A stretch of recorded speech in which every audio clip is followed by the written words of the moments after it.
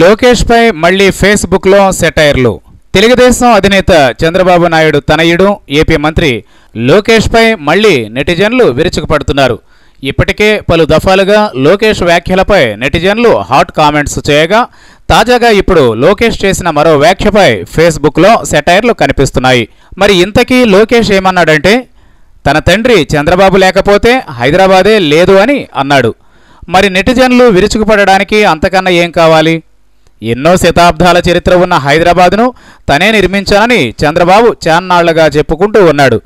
హైదరాబాద్ నగరాన్ని తనే ప్రపంచ పటంలో పెట్టించానని కూడా బాబు వదులుతూ ఉంటాడు. మరి బాబు గారి స్వభజన చాలదన్నట్లుగా హైదరాబాద్ విషయంలో లోకేష్ బాబు కూడా అప్పుడప్పుడు ఇలా మాట్లాడుతుండడం నెటిజన్లకు సరదాగా మారింది. లోకేష్ పై సెటైర్లు వేస్తున్నారు. హైదరాబాద్ విషయంలో చంద్రబాబుకే గాక లోకేష్ బాబుకు కూడా ప్రచార ప్రయాస తగ్గలేదు అని, హైదరాబాద్ను చంద్రబాబే నిర్మించాడు అని జనాలను నమ్మించడానికి వీళ్లు పదే పదే ప్రయత్నాలు చేస్తుండడాన్ని ప్రహసనంగా భావిస్తున్నారు నెటిజన్లు.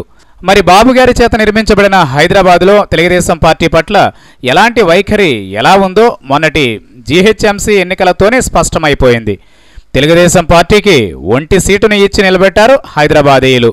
మరి బాబు పట్ల, తెలుగుదేశం పార్టీ పట్ల, లోకేష్ ప్రచారం పట్ల హైదరాబాదీల తీర్పేమిటో స్పష్టమయ్యాక కూడా పెదబాబు చిన్నబాబు ఇలా చెప్పుకోవడం కామెడీగాక మరేమిటి?